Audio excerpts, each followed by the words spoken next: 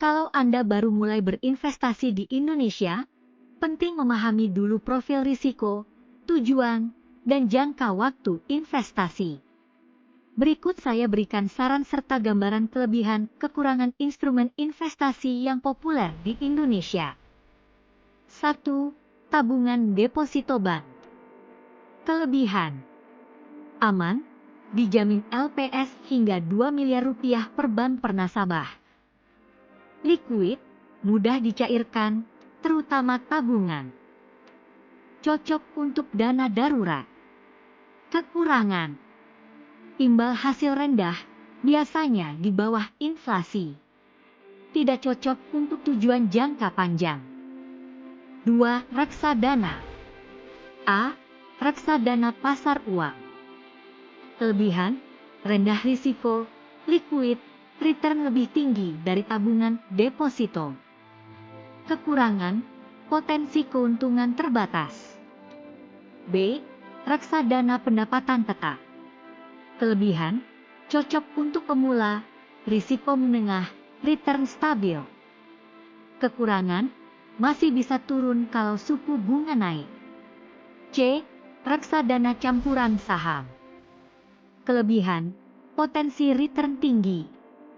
Kekurangan: risiko besar, nilai investasi bisa fluktuatif.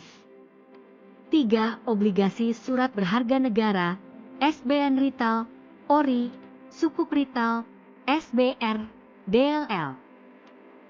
Kelebihan: dijamin pemerintah. Bunga kupon tetap, rutin, lebih tinggi dari deposito. Cocok untuk investasi jangka menengah panjang.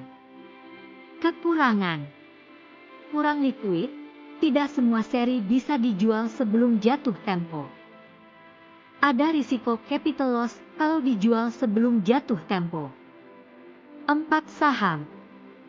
Kelebihan: potensi return paling tinggi. Bisa mendapat dividen. Banyak pilihan sektor perusahaan. Kekurangan: risiko tinggi, harga bisa turun drastis. Perlu pengetahuan disiplin.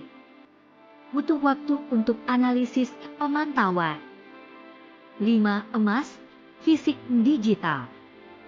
Kelebihan: aset lindung nilai, hedging, terhadap inflasi krisis. Mudah dibeli, Antam, Pegadaian, aplikasi emas digital.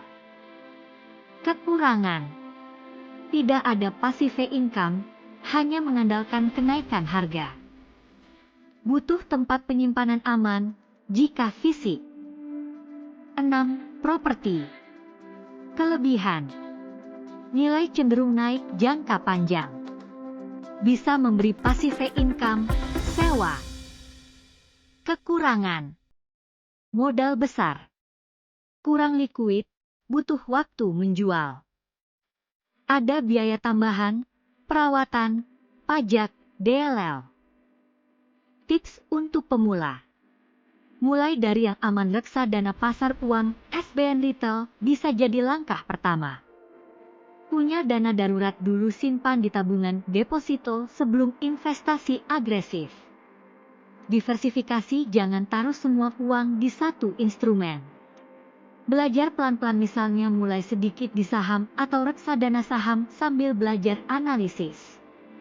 Investasi sesuai tujuan: jangka pendek, 2 tahun, instrumen aman, jangka panjang, 5 tahun, bisa ke saham properti.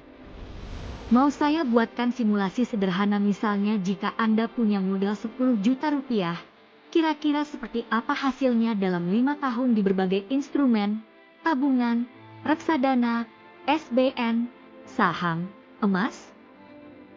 Berikut hasil simulasi investasi 10 juta rupiah selama 5 tahun, asumsi rata-rata return tahunan. Tabungan deposito 3%, 11,59 juta rupiah.